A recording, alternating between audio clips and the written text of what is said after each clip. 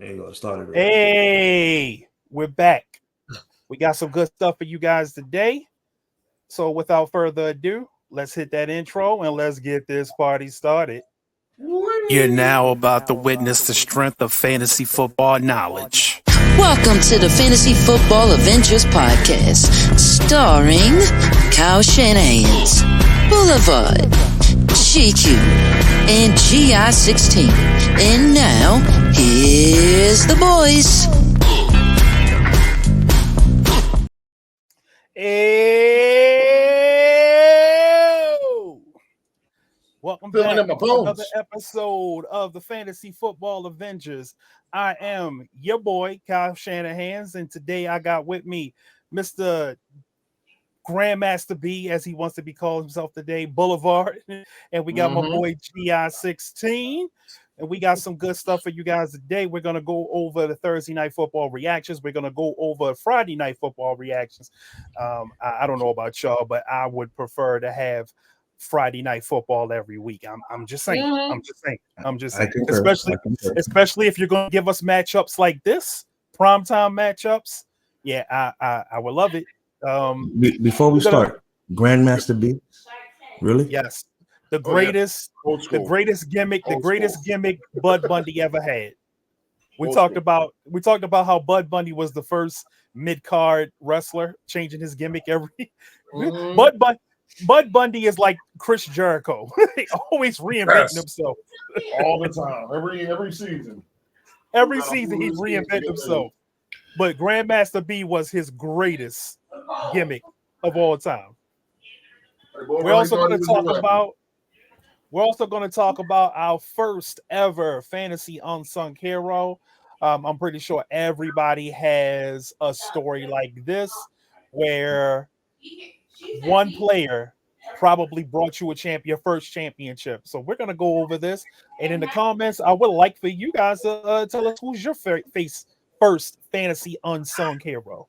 Then we're going to go over some waiver wire pickups, some players that you could grab today that you can start tomorrow to help you in your leagues. We're going to go over starts and sits of the week. We're also going to have some sleeper plays for you. Then we're going to let you know what's next. So we're going to start off with the Thursday night reaction. We want to talk about this Ravens-Steelers games and the fantasy implications. First and foremost, I just want to give you guys a warning. It's week 1. Don't panic. Don't hit the panic button. It's week 1. If you've been playing fantasy football long enough, every year it's always that one or two players that's either gonna bust, that's either going to go crazy. But do not panic. Do not panic. Don't deter from your course. You drafted your team for a reason, so don't go cutting players that you drafted early to go pick up somebody who may have just had a Cinderella week. So, with that being said, who wants to start it off? Oh, wait, we talking about Thursday? Thursday, yes, Thursday. All right. I mean, I'm of the belief with that game that the Chiefs and the refs definitely have a thing going on. Yeah. And it's a problem, basically. I mean, because obviously they've chosen the Chiefs as their golden boys, and they're going to do everything possible to keep them front and center, head of the class, including, the refs negotiating the game in their favor, especially with that illegal formation bullshit that they want to be emphasizing this season. It's getting on my damn nerves already, and it's only week 1. Refs are affecting the game entirely too much. Only 2 games into week 1. Yeah, 2 games in a week 1. It's already been a factor in both games. I totally understand. I was annoyed on the Ravens. I don't know whether it was that first or second drive where Stanley got called 4 times in a row for that penalty, and I'm like, dog, if you're gonna make this call a lot, can we get some of them calls on the Chiefs? Because I know they're doing the same thing, and don't make it so obvious. Don't make it so obvious. I'm gonna tell you, like I said to you prior to us getting on the show, and I've been telling all the Niner fans in my groups, the Chiefs are going to finagle it where they're going to have the people lined up perfectly.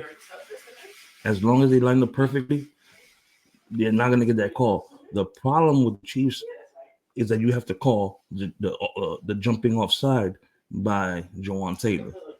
Jawan Taylor, he already has like his leg like 3/4 of the way cocked back. So the minute that ball's even about to be snapped, he's already lunging backward before the ball's even snapped, and they're not. Yes, because he was definitely moving before the snap. Multiple. He was lined up maybe one time bad the whole game off the center, but the majority of the game he was lined up on the center where at least his helmet was touching the belt line, But he was jumping, and that's the problem people are having. They're saying, "Oh, the referees are cheating." No, the referees just have to, on that, focus on him jumping offside. And no offense, Grandmaster, when I say this, same thing goes with Lane Johnson. Lane Johnson is a thief with that. He is huge at doing that. But I don't mind it when it benefits me. Exactly. Hey, I ain't gonna lie to you. 49ers, that's my squad. We've been we have been in some situations where calls have gone against us, and calls have gone against us, and calls have not been made at crucial points in games, and it has deterred us from winning maybe 7-8 championships at this point. Probably more if we go back. Probably more if we go back to the 90s. But at the same time, if we benefit from a call, I don't mind. I don't mind. It's when we don't benefit from a call that I get pissed off. And I'm not afraid. I'm not afraid to admit that. I'm biased. I am biased when it comes to my team. Like, I want the refs to call a good, clean game. But at the same time, if the other team is getting away with shit and you're not calling it on them, but you're calling it on us, I have a problem. Like, either you throw the rule book out, or you call it down the middle. But don't pick and choose when you decide you want to call holding calls, or you want to call certain things. Just makeup calls. Look, makeup calls. For missing something early in the game. Oh, I really hate those makeup calls. I hate those makeup calls because it's like they lost. You're doing it on purpose. You're doing it on purpose at this point. Like that's how you missed the call. You missed the call. Yeah, you missed the call. You missed the call, and instead of the refs just saying, okay, we'll do a little bit better the next time. Nah, I'm gonna throw some bullshit out there just to make it even. No, be better at your job. They pay you a lot of money to officiate these games. Be better at it. Look at the Rams. They won a Super Bowl based off bad calls. The biggest bad call of all time. So yeah, I don't want to talk about that. Anyway, that's a good memory. To hell with the Rams. Fantasy football implications from this game. Like, how much are we hyped on Likely at this point? Like, are we rushing out to our waiver wires to get Likely? Like, are we spending our number one waiver wire on Likely? Yes. Or are we spending it on Reed? Both. Yeah, depending on what leads you. You only got one. You only got one. Likely. I'm going for Likely. I'm saying like this. The reason why I'm saying both is because you don't know who has who. You have to go see if Likely's been drafted or if Reed was drafted. If Reed was drafted, go Likely. If Likely was drafted, go Reed. Let's just say you had the number one pick and they're both available. Who are you going for? I'm taking Reed. I'm sorry. Likely. You going Likely? I'm taking Reed. I'm going Likely. Well, no. I changed my. You know what? I'm gonna change my mind. Now that Love is hurt, it's gonna be Likely. If Love was still playing, it'd be Reed. You have to preface that. I feel like I agree. I agree with that. So wholehearted. I need to find out how long Love is out though. I need to find out. It says a couple weeks, so that could be If 3 to 4 about weeks. a month, That could like a be, month, give or take. you know, if it's only a couple weeks, then give me Reed. but that couple weeks can mean a lot too. That could be the whole season for the Packers right now. Yeah. They're already shorthanded at running back with only Wilson and Josh Jacobs. Mm-hmm. And we see what Willis did low in his play last season. So, I mean, he didn't play much, but he wasn't great in that one game against the Ravens. I believe he was terrible in that fourth quarter. So if you get that, then it wouldn't be a stretch of Green Bay by the time Love got back. It's about 0-4 or 0-5. That wouldn't even be a stretch. This is a preface towards my waiver wire pick for the week. Mm-hmm. It's going to be based on the Packers.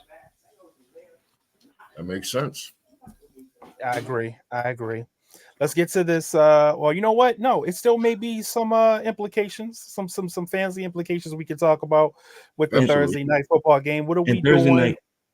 Thursday night football game. What are we doing with the other two tight ends that played in that game? What are we doing with Kelsey? What are we doing with Andrews? More specifically, Andrews, because we already know with Kelsey's going to have his games, but you know the story is Mark Andrews regressing. No, he has regressed. It's not regressing. He has regressed. That game proved he's regressed. He's still not back from his injury 100%. And it's going to show that the Ravens are going to do more 21 personnel where they're both on the field. And since likely is the better deep threat, he's more like a Vernon Davis where, you know, he gives you the speed, he gives you the height, and he's a better red zone target. He's going to be on the field more now. Now, is it his injury from last year that he's still coming back from, or is it the effects of that car crash he got into? It could be a little bit of both, honestly. You know, it's all dependent. Like, look at our quarterback. He was still rehabbing through November of last year for San Francisco, and now he's gonna get a full season of him fully healthy. Yeah, but Brock was not all these players come back, you know, 100% when they do come back.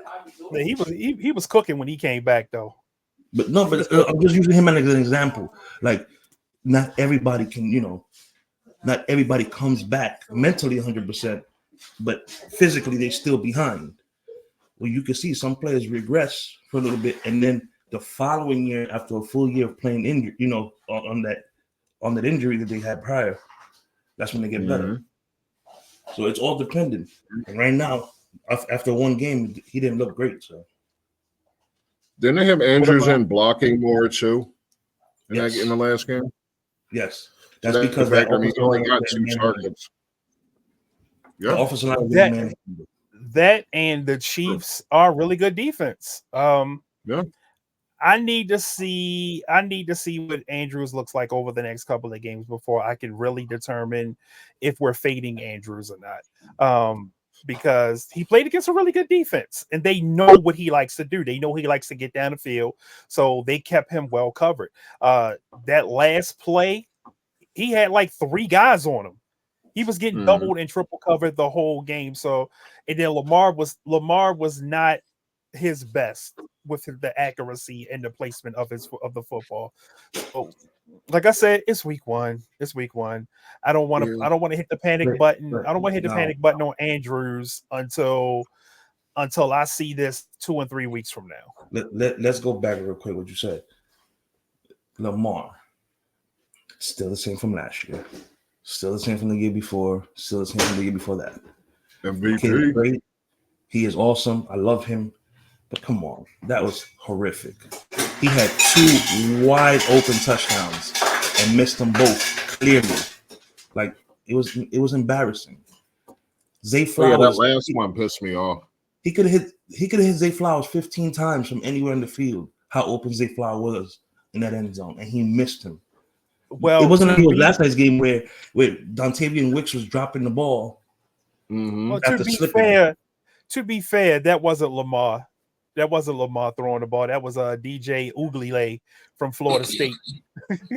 Uglele. No, but That which was- version of Uglele you talking about? We talking Oregon State Uglele, Florida State Uglele, or Clemson?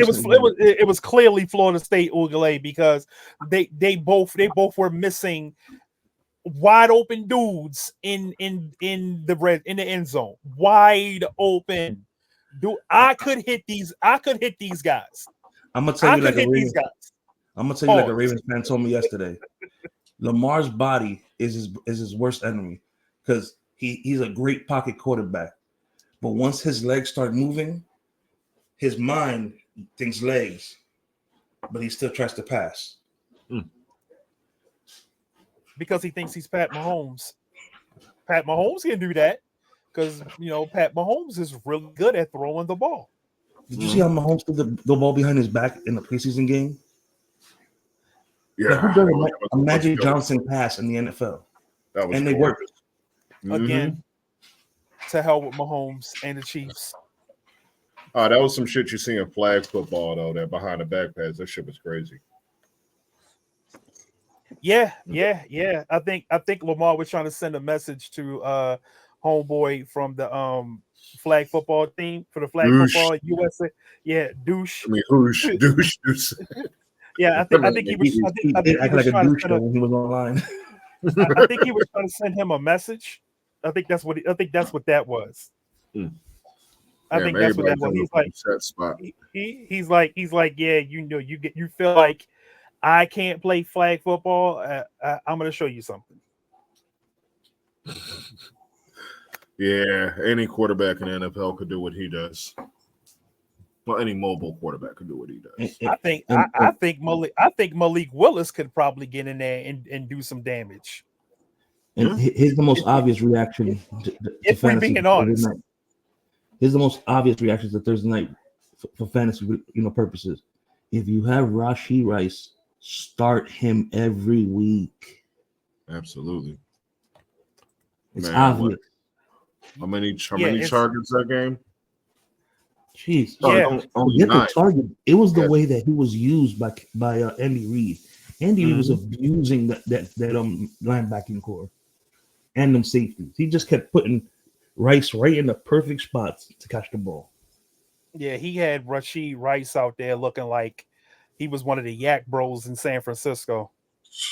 But I'm through with giving the Kansas City Chiefs so much credit because here we go. This is how I feel whenever people start talking about the Chiefs. Fuck the Kansas City Chiefs. That's how I feel. Oh shit! Wow, you just freaked my mind. I'm telling you, it's a shit show.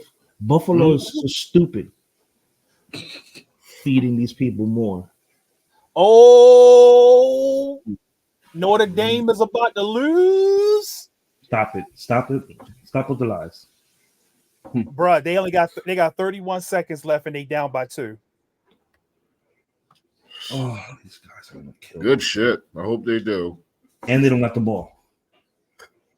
I mean, cooking through these stats, I'm noticing Mahomes averaged 10.4 yards of completion yesterday. I mean, Thursday. That's ridiculous. Well, I mean, that is ridiculous. He probably would have averaged more had he not gone against a really good defense. If they lose Northern Illinois, I'm done with Notre Dame for the rest of the season. Yeah, I mean, the Ravens defense was definitely getting after him, but wasn't enough. Yeah, and I will say this. Chris Jones is something else. I will say that. But let's get to the Friday night reaction, and I'm gonna let, since Boulevard's team played on Friday, I'm gonna let him have the first say so on this one? Because I want to hear his reaction to his team. Oh, my reaction is, oh, hell yeah. I mean, you couldn't start the season any better than that. Even going to damn Brazil to play the Packers and their god-awful defense from last season. It was destined to be a shootout because both defenses are trash. I mean, realistically. Eagles defense young as hell. Packers defense is just leaky. You can get space anywhere. You can run right up. You can run right at them. So that's what happened. Saquon Barkley, the new Eagles savior, hero of the team, hero of the city. They're going to give that man a key one day. 3 touchdowns, first game in the city. You know, Joe Shane somewhere shitting himself. You know, they out there looking for him, calling for his head with Pittsburgh probably because they never should have let that man go to Philly. I'm happy as hell, though. That's how I feel about it. I'm happy as hell. I was sketchy at first, you know, because between that defense and the new linemen and coordinators and all of that, I didn't know what to expect, honestly. I mean, Hurts. I tell you this. Yeah. I'll tell you this. Next year, Saquon Barkley's going in that top 5. Mm-hmm. He's going in the top 5 draft fantasy football draft. On pace Like, for 51 if you drafted Saquon Barkley at the end of the first round, beginning of the second round, that value is not going to be there next year. You're going to have to spend a top 5 pick on draft on Barkley, and he might just be number 2. He might just be number 2. If he play like he did, if he plays anywhere close to that the rest of the season, he winning somebody a championship. Barkley winning somebody. That's still up in the air with the 2 young kids. We'll see. We have to see what the young kids do. If Breece Hall and Bijan Robinson ball out this year, and he balls out too, we all know who's going to stay number 1 if he stays healthy and plays the whole season. That's obvious. We know who's going to be number 1. Okay. I don't think. Those kids, man. I don't think Bijan or Breece are on the same type of offense that Saquon is in. Saquon is in a situation where when I looked at it, I was like, you know what? This is similar to San Francisco getting CMC, even though I don't think Barkley is on the level of CMC, but he's right there. Like he's right there. He's right there. As far as impact goes, he's right there. And then he goes to a team that is already stacked and easily the best offensive line he's played behind. Easily the best quarterback he's ever played for. Absolutely. Well, Eli was pretty good, but Hurts is the best quarterback he's played with. Well, they mentioned it the whole game. The Squat brothers together, they out here squatting over 1,100 pounds together. Mm-hmm. But they called him the what? They called him the what? They were talking about them being the squat buddies the whole game. They do squat. Pause.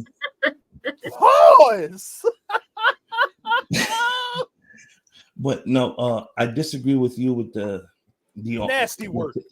With your take on Breece Hall and this kid.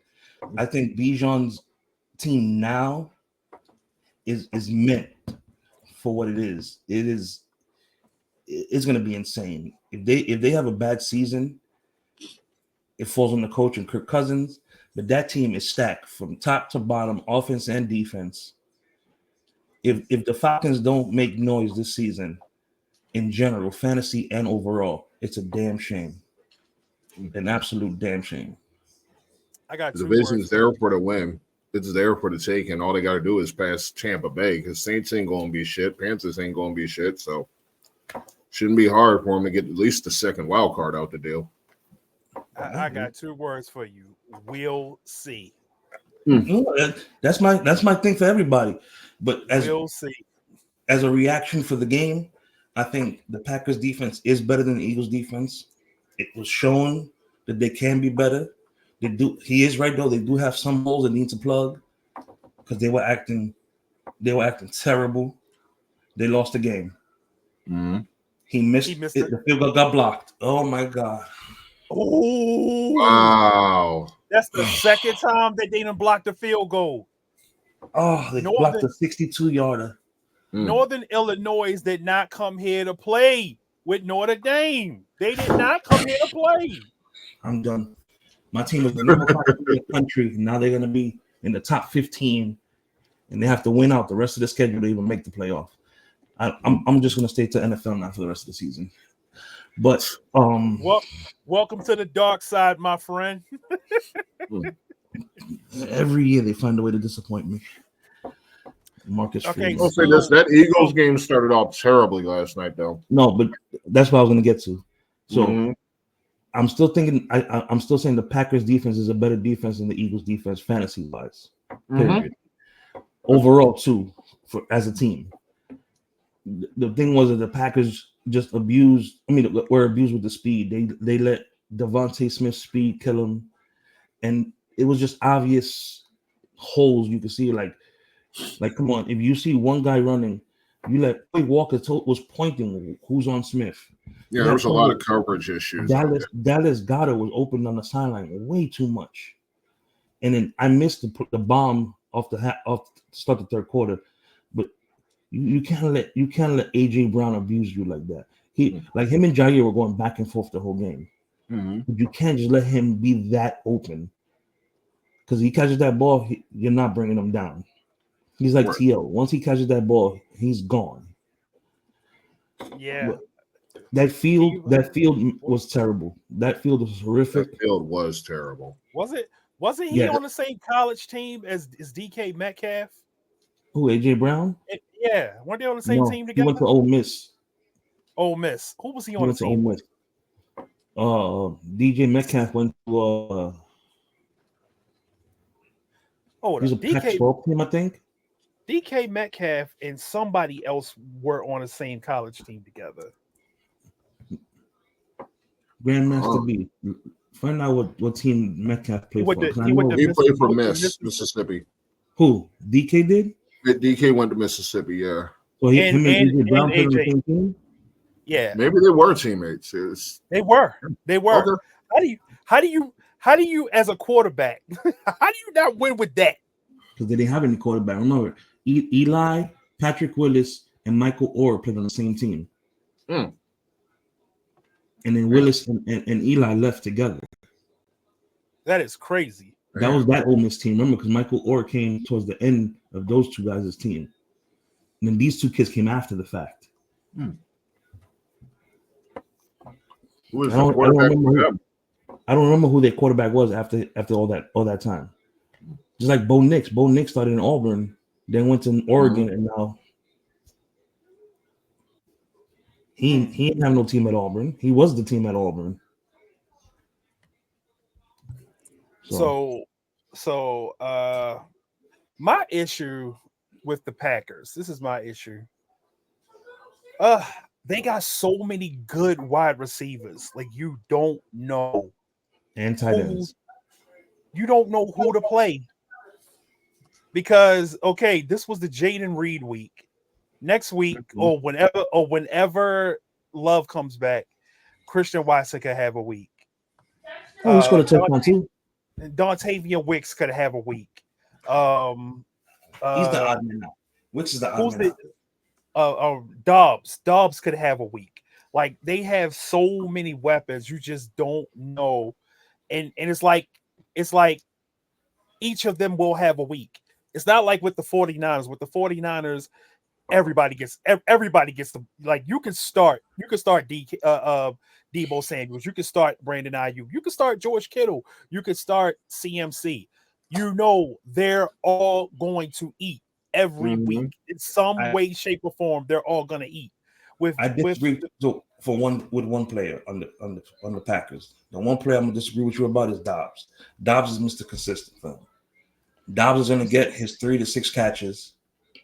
He's the most reliable of the receivers. Yeah, he probably gets the most targets because his hands are probably the best. Actually, Watson had the most targets when he was on the field. I have the numbers here. Like, when he was only on the field last season for 270 routes, and he got a team high 22.8% of the targets.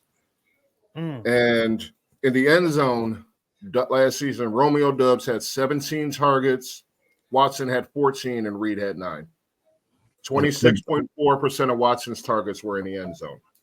I still go with Dobbs at the end of the day. I think Dobbs is the most reliable of the receivers. Yeah. Like you said, his hands are just unreal. And he's like their Keenan Allen. When you need something, you go to Dobbs. He is their home run hitter too, which is weird because you got speed with Reed and you got Watson. But Watson's probably the fastest one on the team. I know Reed is. Nah, Watson got clocked running a 40 at 4.21. He got clocked. I think Reed is faster. I think Watson's faster. I'm not 100% sure, but I think Reed is faster. What was Reed's 40? He ran like a 4.4, right? I couldn't tell you. Let me see. Look it up right now. Hold on. Jaden Reed. Doubs ran. His 40 time was 4.37. Yeah, 4.37. That's really good. Yeah, Christian Watson, he didn't run the 40 at the combine, but he ran the 40 at North Dakota State. They said they clocked him in at 4.21. I'll put it like this: just because your 40 is whatever it is, your on the field speed is a whole lot different than what your 40 is. And Jaden Reed, he shows that is true. He shows that he's faster than what his 40 is. That's what John Ross has been a non-factor his whole career. But John Ross has he just got cut again. He just got cut again to start the season. Well, he's washed at this point. John Ross is washed at this point. Early in his career, he showed his 4.2 speed. He showed it. He just couldn't show his hands. He could get open. He could get down the field and get open, but he just couldn't catch. That was Ross's biggest problem. I'm gonna use this as a quick thing, not to get fully off track. But I was watching a video on Instagram about Clinton Portis in the Miami 2001 team, and they were asking, who's the best player on them Hurricanes in that year? And he goes, you can obviously say Ed Reed. You can obviously say that, but he said no. The best player on that team was Philip Buchanan because he was the fastest player on the team. I have nothing against Philip Buchanan. I didn't know he was that fast. I know he's a great corner when he played. I just didn't know he was that fast. Like nobody can beat him. I stand corrected. Christian Watson actually did run the 40 at the combine. I don't know why I don't remember that, but he ran a 4.36 at the combine. So what? A hundredth of a point better than Reed? Point 0.01. 0.01. He's faster than him by 0.01 according to the combine. You don't need that screen.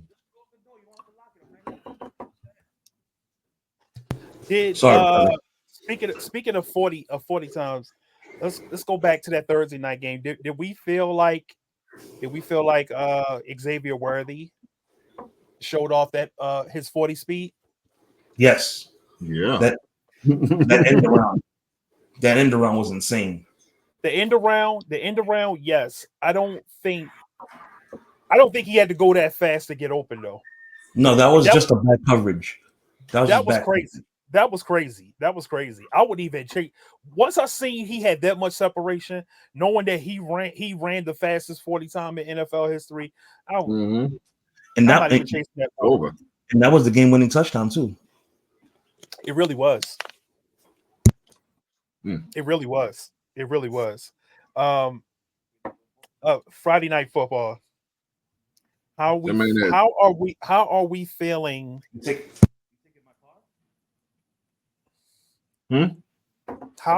we feeling about Jalen Hurts going forward? I'm confident in him. I mean, I can't help but be confident in him. I mean, last season was kind of screwy. Everybody seems to think they found out his weakness. But I mean, he's had a whole season, whole off season to deal with that. to work on that flaw, that big glaring flaw against the blitz. That's his biggest issue. He's not great against the blitz. He's terrible against blitzes.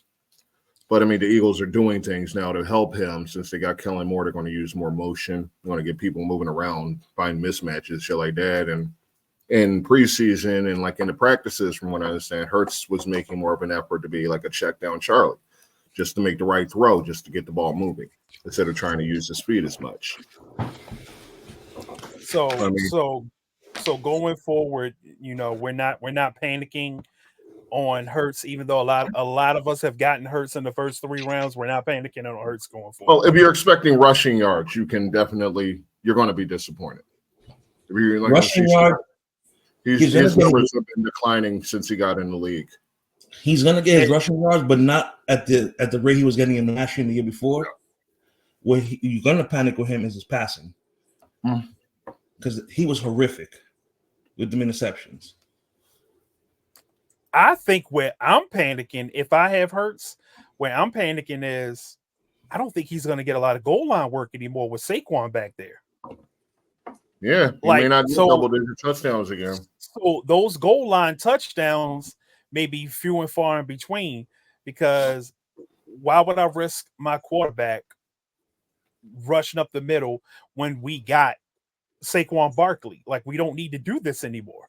Like, we can run Saquon Barkley. We finally have a running back that we can give him the ball on the goal line. Because with Swift, Swift's not big enough. He was not big enough for the goal line work. Even though I wanted Swift to get that goal line work, he's not big enough for the goal line work. But Saquon is big enough for the goal line work.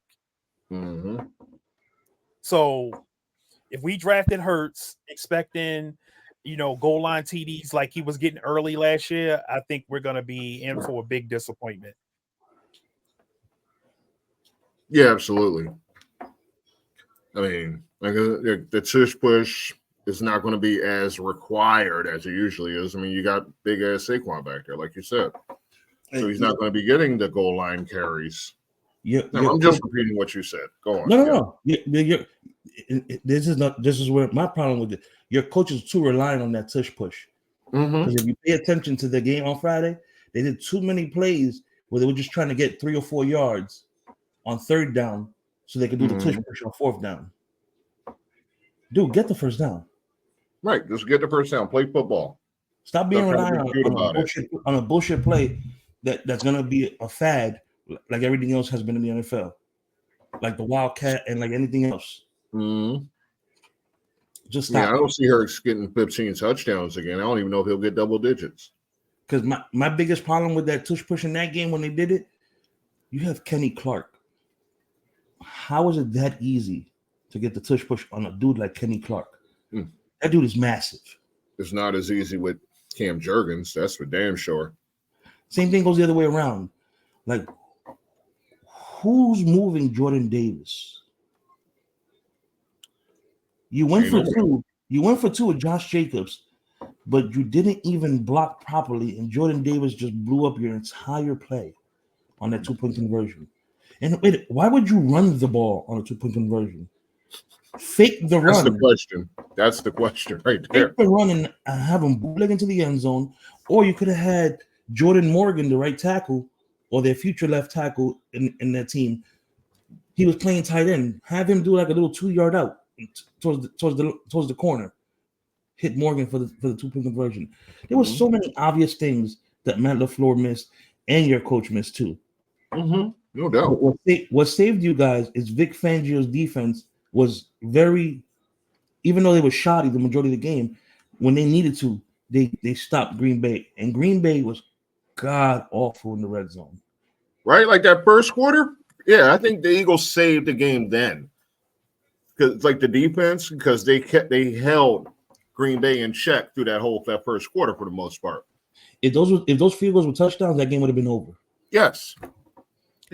People don't understand how in the NFL every possession matters. Every possession matters in the NFL. Like if you can hold teams to field goals instead of touchdowns, you give yourself a better chance to win. Like, for instance, when we played Philly last year, they got into the red zone twice, and we held them to field goals both times. Mhm. Even though our offense was not buzzing those first 2 drives. They were not buzzing. We were not buzzing, but the defense did what it had to do. We held Philly to 6 points, and then we scored our first touchdown, and then we kept rolling. But if Philly would have went down and scored 14 points, it would have been a lot tougher. Even if they scored 10 points, it's a lot tougher. Coming away from the first 2 drives, coming away with only being down by 1 possession. It's big. It's big for momentum. It's big for because your offense can say, "Hey guys, we're only down by a touchdown. We go down here and score to kick a field goal. We got the lead." So it's a lot easier to say that when it's 6 points on the board than it is when it's 14 on the board. Absolutely. Now, I have a question for you guys. This is not mostly fantasy related, but with Love out for the next 3 or 4 weeks, and they're scheduled Indianapolis, Minnesota, and Tennessee. How does it look for the Packers record-wise with him out and possibly Malik Willis or insert veteran quarterback? What's the schedule again? In the next 3 weeks, they have Indy, Minnesota, and Tennessee. Indy, Minnesota. One of those. They could win Minnesota. They can win against Minnesota because it's Sam Darnold. It's Sam Darnold. As long as Sam Darnold wins this week against the Giants, that's all I care about. And you said it's Indy, Minnesota, and who else? Tennessee. Tennessee. Indy game, that's a loss to me. The Indy game may be a loss. Tennessee may be a loss as well. Yeah, I got Tennessee coming to surprising people. So yeah. One thing people don't understand is Tennessee really loaded up in the offseason. Like when I figured out they had Tyler Boyd, I'm like, oh shit, they got 3 wide receivers who are 1,000-yard guys. Then they have 1,000-yard running back in Tony Pollard. And Tony Pollard can catch passes. Tajay Spears can catch passes. I'm like, Will Levis? Levi's? Will Levis. Will 501 Blues. He should not. He does not have any excuses this year. Mr. Mayo himself. He has no excuses this year. None. You have a lot of talent around you, my boy. A lot of talent, and you don't have Traylon Burks. Right. You don't have Traylon Burks to worry about. You have a lot of talent around you. You got Calvin Ridley at one end. You got D-Hop on the other end. Who's playing? You got Tyler Boyd. I think the unsung hero for that team, if any injuries happen, is that Nakina Westbrook.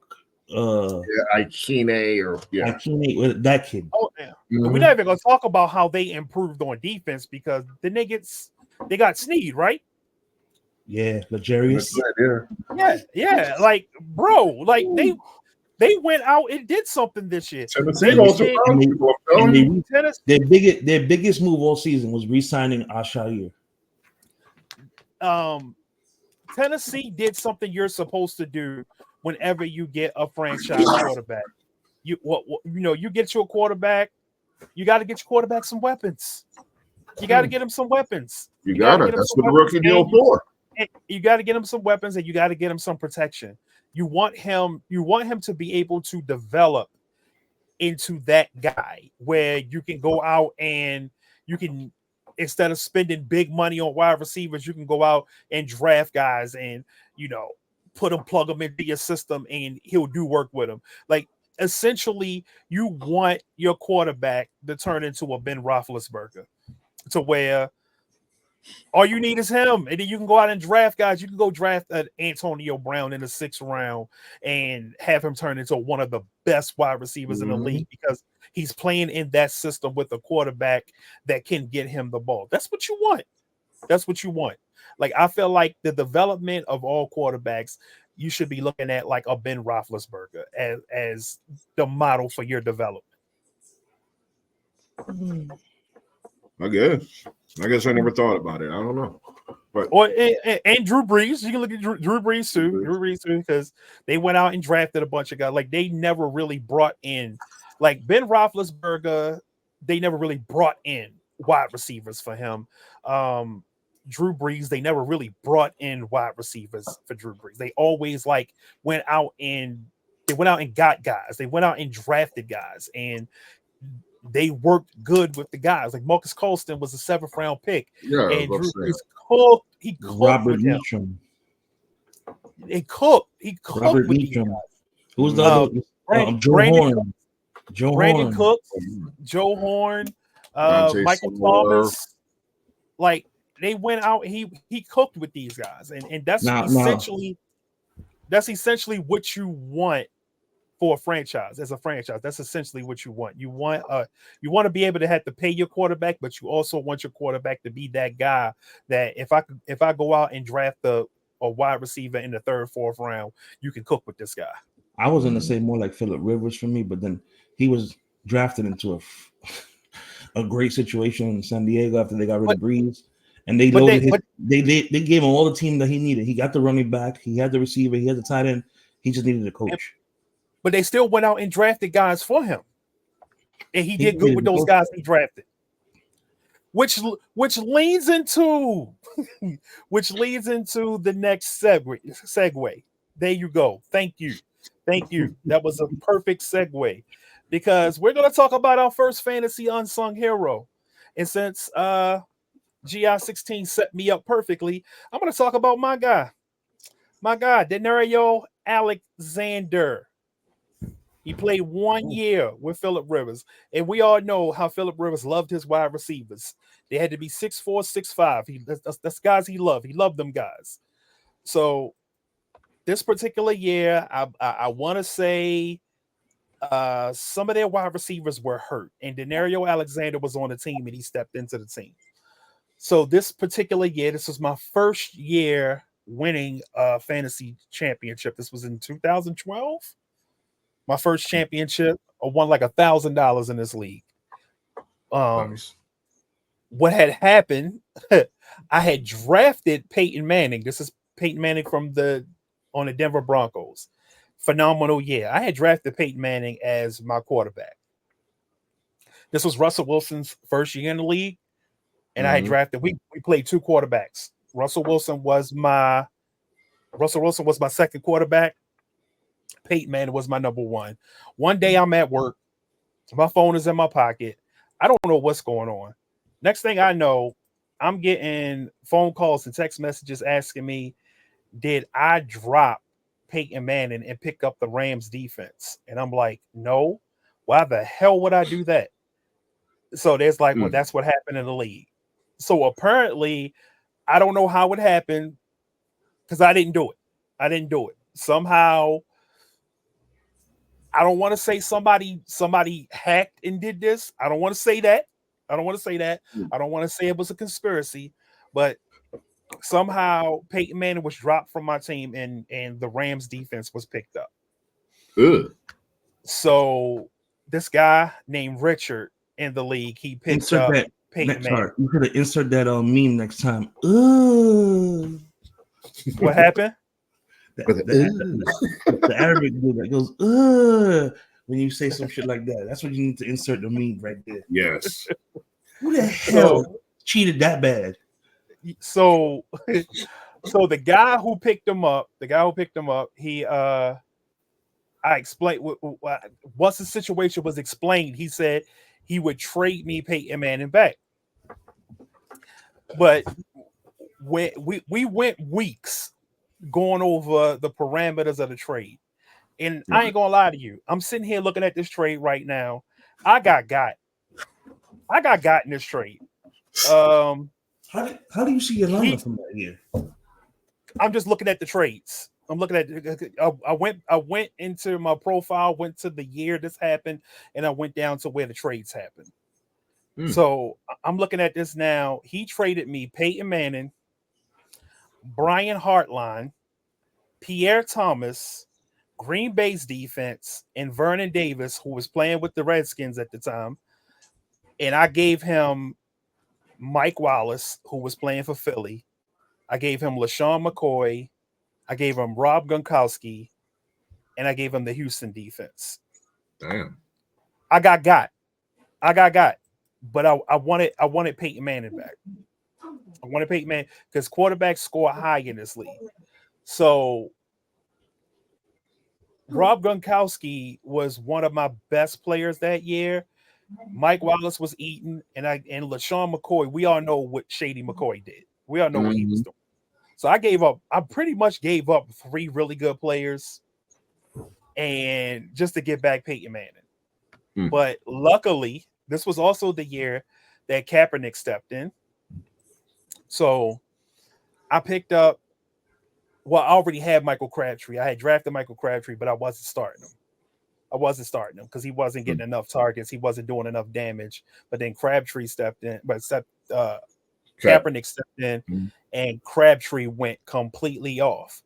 But then I picked up this cat named Denario Alexander, and Denario Alexander went off for me because there were so many injuries.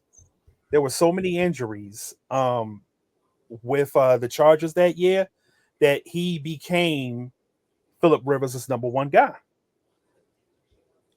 And down the stretch, and because when I made this trade, it was like midway through the fantasy season. Down the stretch, this guy became phenomenal for me. I'm going to read you some of his games from that year. So this was 2012. He finished half of the season. Let's see, when did he step in? He stepped in. Hold on, when did he step in? He stepped in, I want to say around week 8 is when he really stepped in, because he finished the season. He started the last 6 games of the season. And in the 6 games that he started, he finished with like 37 receptions, 62 targets. He had 658 yards and 7 TDs. When I tell you he was carrying my weeks, because Philip was peppering him with targets. So he was carrying my weeks. So by the time the playoffs rolled around, between him and Crabtree going off and Peyton Manning going off, and then Russell hitting his stride in the rookie year, my team was unbeatable. Denario was carrying my team through that playoff. He was going off. Let's see. Let me see some of these points that my team had. I hate that Yahoo doesn't show you. They show you the scores of the game, but they won't show you who did what. Actually, no, they did. Okay, on the computer they showed you. All right, so I had. My wide receivers were Reggie Wayne, Vincent Jackson, Denario Alexander. I had CJ Spiller. I picked him up off of waivers. CJ Spiller. Crabtree was going off. I had D'Angelo Williams. And then first week of the playoffs, I had Sean Green, and Sean Green had 20 points on my bench. I hate those guys. I'm not gonna lie to you. I hate the bench guys that go off. Yeah, I hate them even more when I lose. Right when you see you got outscored, they outscored somebody you had in the lineup. Right, that's a punch to the face, man. Every time. All right, so this real quick. Where's the how do you find the history on the internet part? You go to your profile.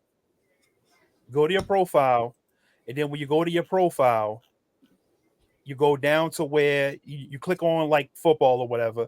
You'll see your overview. You'll see your history. You'll see your trophies. You'll see your medals. Okay, I'm there now. Thank you. Second week of the playoffs. I don't think Denario played that week, but Russell Wilson went off. I want to say, was this the game that Russell? No, this wasn't the game where he played the 49ers, but he went off.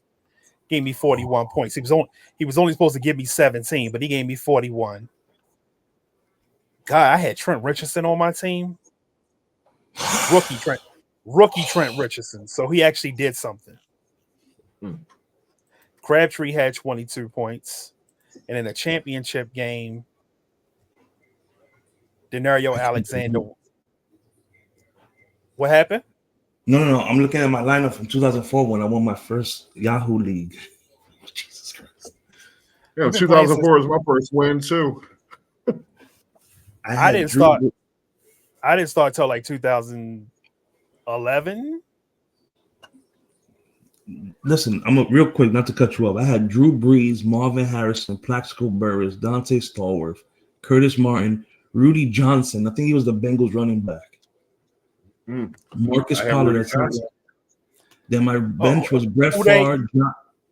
Say it again. You had Houday. Yeah. Then on my bench, I had Brett Favre, Johnny Morton, Donald Driver, Jerry Porter, and Merwelde Moore. My kicker was Jason Elam, and my defense was the Pittsburgh and the Dallas Cowboys defense. Jason Elam. That's a name. That's a name right there. Wow, I can't believe I won with this team. But yeah, Denario Alexander, I will never forget that guy. And if he ever watches this, I just want to say thank you for your 6 games that you played on my fantasy team that got me my first ever championship and my first $1,000 in a big money league. Thank you, Denario. Who's next? My first team that won a championship. I mean, I've been drafting in Yahoo since 2002, apparently.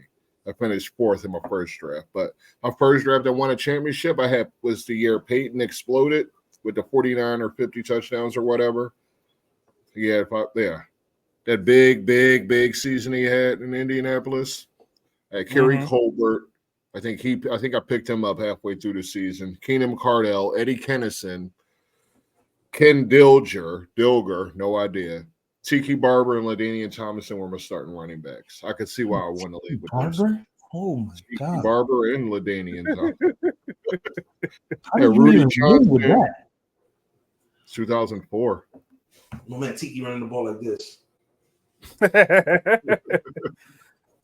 So Peyton's your guy.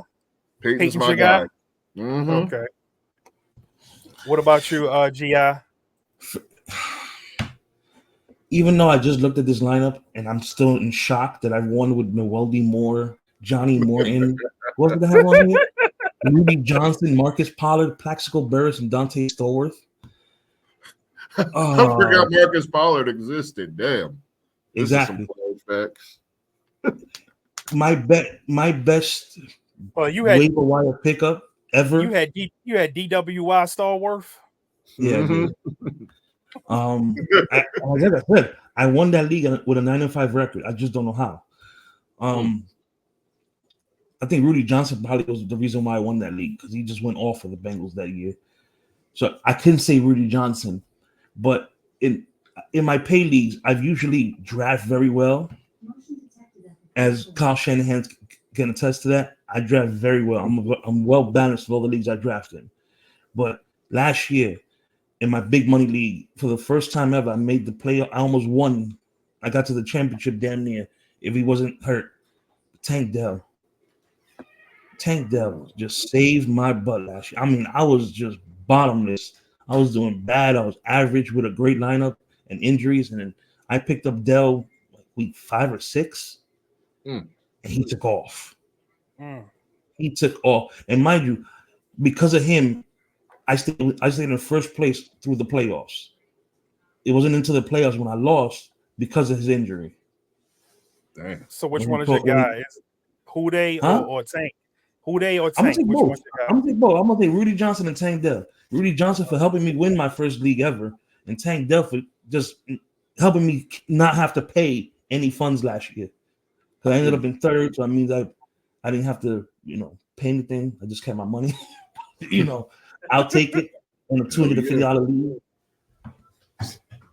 Because the buying in my league is $250. So, all right. So we're about to go into our next topic. And before we go into that topic, we got something for y'all. Give me what I want. Waiver wire pickups. That's gonna get me every time. Give me what I want. It's gonna get me every time. That's so we're gonna give y'all a couple of players that are probably available in your leagues right now that you should go and scoop up before tomorrow, and you can play them. I'm gonna go first. This guy's available in like 94% of the Yahoo leagues. I don't know about ESPN. I don't know about NFL. I hate those platforms. But ESPN is rookie mode. Yeah, you guys should be rostering Luke McCaffrey right now because it's a lot of uncertainty behind who is the number 2 guy. And I want to say the Redskins, but who's the number 2 guy for the Commandos this year? I'm not gonna stop saying Redskins. I don't want to hear it. Look, the people who were supposed to be offended by Redskins say they want them to rename them the Redskins. So yeah. If the Chiefs are still there, the Redskins should still be there. Yeah. So you guys should be rostering Luke McCaffrey right now because if Luke gets hot and what's going on? If Luke turns into what I feel like he could be, he's gonna get a lot of targets. He's gonna get he's gonna be like that 5 to 10 yard catch guy.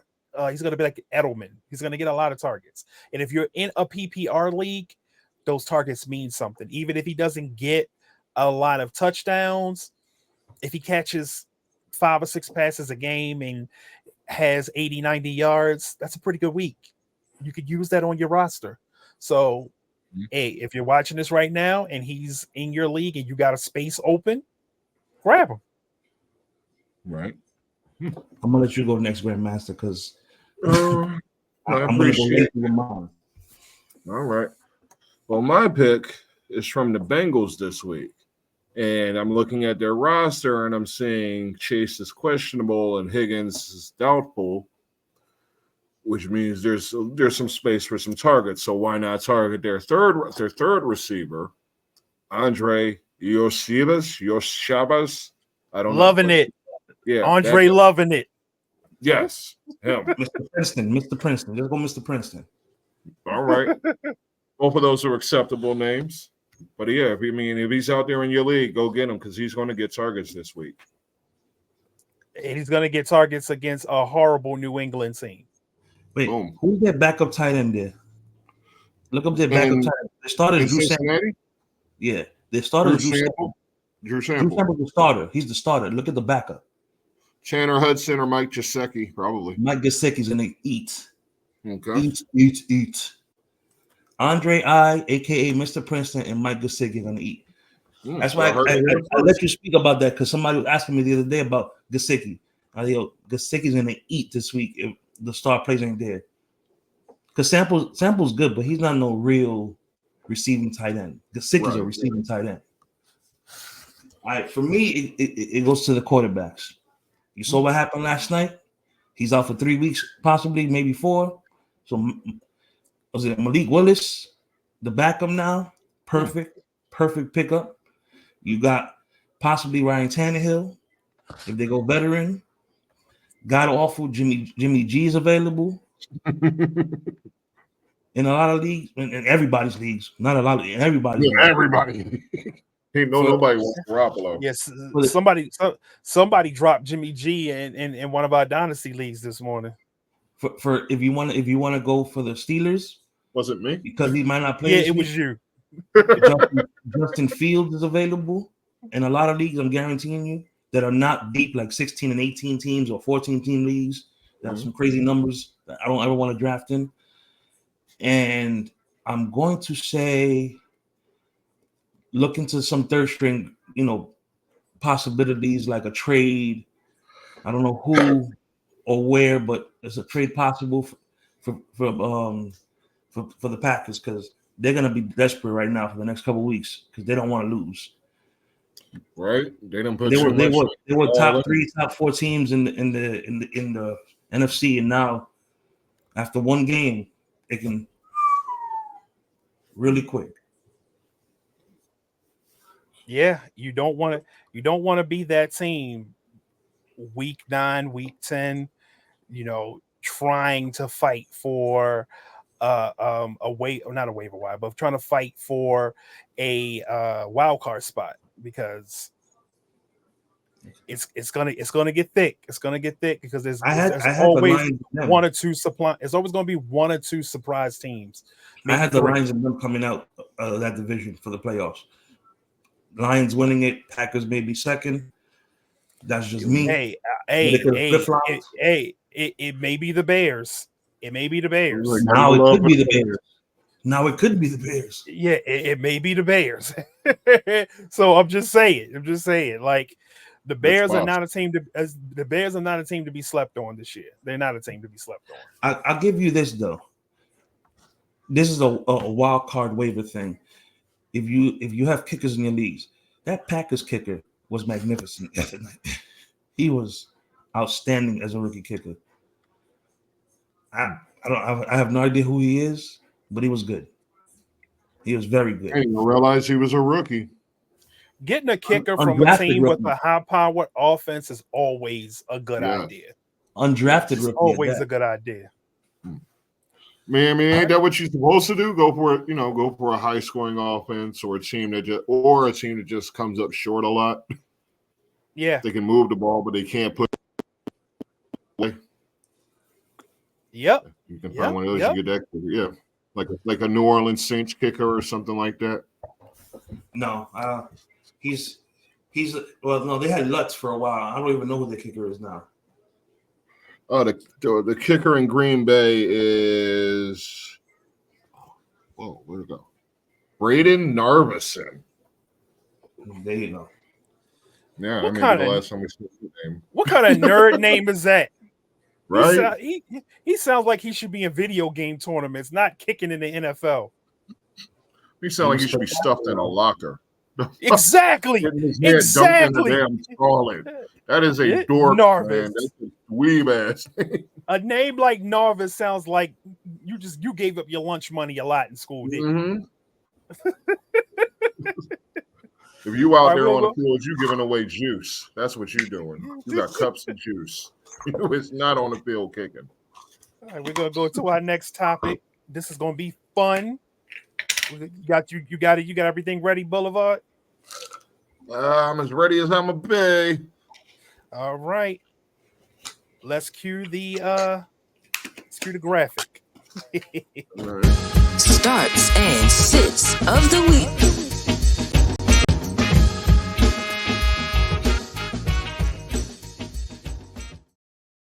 Can you put more bean on my guy for me, please? No, I'm not making you. I'm not making you look like Santa Claus. No, thank you. First of all, who said I look like Santa Claus? I think that is an insult. All right, there's your upcoming games. Let me in big in them for you. There we go. All right. So Pittsburgh, who are we starting? They got a lot of questions in Atlanta. Pickens is probably the only guarantee. Maybe Freiermuth. Are we starting Fields? Hell no. No. We're not starting Fields. Okay. No. So Fields is sitting. We're sitting Fields. Absolutely. But listen, I like Freiermuth as a play here, because Fields, if it ain't one thing, Fields is definitely going to be able to get. He definitely is able to get the ball to the tight end, and in a lot. Like he targets the tight end a lot, and he's successful more often than not with targets to the tight end. And Freiermuth is a fringe top 10 tight end this year. He's a fringe top 10 tight end this year. Because essentially he really doesn't have anybody he's competing for targets with besides Pickens. Right. So it's going to be whether Fields is on the field or whether Wilson is on the field, he's going to get his targets. To keep it a buck, I'm not starting Warren. I'm not starting Harris. I have to start one of them. I think. No, I traded Harris in our dynasty league. I have Warren as a backup, but I'm not starting either of them if I don't have to. Right. I'm not starting any other receiver outside of Pickens. Right.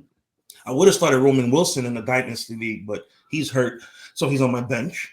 I'm not starting either of their quarterbacks. So the only starters you're going to have on that game are my man Fryer Move, Pickens, and their defense. Oh, and their kicker, Boswell. Yeah. Kicker definitely. Yeah. Four. Let's go to the real side. Let's go Atlanta. You're starting. Right. You're starting Bijan. You're starting Bijan. You're starting Bijan. Absolutely. You ain't draft him in the first round for nothing. That's a formality. Right. That's a formality. You're starting Bijan. But are you starting Cousins? Are you starting Cousins? Yes, you're starting Kirko. Yeah. I mean, he's a top 16 quarterback. I mean, you got to. He's one of the better in the league. You be realistic. Come on now. You're starting Cousins coming off that injury against that Pittsburgh D line. I am. Okay. If I had to, yeah. I'd feel safer with him than. I know a lot of people got Cousins on that. A lot of people in one quarterback leagues got Cousins on the bench. I'm not gonna lie, I feel more secure with him than I will with Kyler Murray. In the 2 quarterback league, you're starting him. I don't want to hear the bullshit. I'm not starting Kirk Cousins over Kyler Murray. No. In a 1 QB league, no. In a 2 QB league, you're starting both. Yeah. At the end of the day, if I had no choice, if I waited and Kyler was my first quarterback I took, and then I had to take Kirk Cousins late, you have no choice. But if you got 3 quarterbacks, and Kirk Cousins is your third, I don't think you start Kirk Cousins this week. I don't know what you're getting out of Kyler Murray yet, but I know you're going to get. I know what I'm getting out. I know what I'm getting out of Kyler Murray this week. Kyler Murray is going to be throwing late in this game. I got Buffalo getting all over Arizona because Arizona's defense is trash. I got Buffalo getting all over. We're still in Atlanta.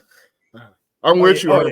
But yeah, we still got to talk about Pitts and London and those are guaranteed starters. London's a guarantee. He's guaranteed. Yes.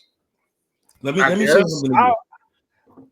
I guess even their defense can be a guarantee this week. Only reason why I'm starting Pitts is because you drafted him. You have no choice. Even though Pitts is giving you no reason to believe in him, this is the year. If he doesn't do anything this year, if Kyle Pitts with Kirk Cousins as his quarterback doesn't do anything this year, Kyle Pitts is undraftable. Do you want to know the bad thing about this though? What's that? He already has an injury going into the game, a hamstring or a groin. Right. That's true. The season didn't even start yet. He already hurt. He didn't even play a game. Listen, I love Kyle Pitts. There's only one team he belongs on. Just one. Maybe two, because Philly could use him properly. I think Kansas City. No, three. Kansas City and Philly could definitely use him properly, but he belongs in with San Francisco. He belongs with us. Yeah, we would destroy the NFL with a Kyle Pitts and a George Kittle. Stop. Yeah, I would have given up a first round pick for Kyle Pitts. That's just gross. That's excessive. Here's my dart. Here's my dart throw. And this one. Nah, you know what? I'm gonna save this one. And you're starting the kicker. Young Way Cool. Start him in every damn league you can get him in. Stop. I'm gonna save this play. And I'm gonna be 100 with you. Their defense might actually do some damage to the Pittsburgh Steelers. I'm gonna tell you like this. That secondary, get it? That secondary alone. Sleeper. I have him in a couple of my teams. The Atlanta defense is sleeper. The Falcons defense is definitely a sleeper this year. They upgraded.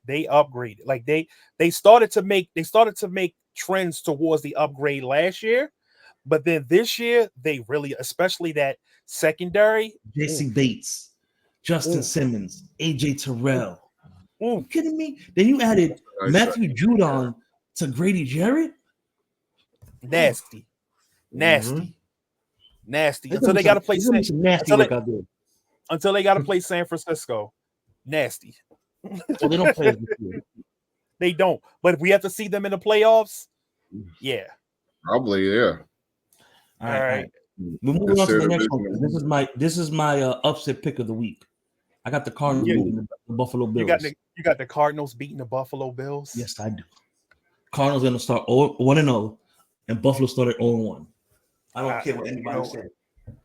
And you know what? I could throw this here too because he's my sleeper play. Khalil Shakir is going to eat in this game. Ooh. Khalil Shakir is going to eat in this game, and he's going to eat all season. So I'm giving you a 2 for my start and sit and my bet because Shakir is going to eat.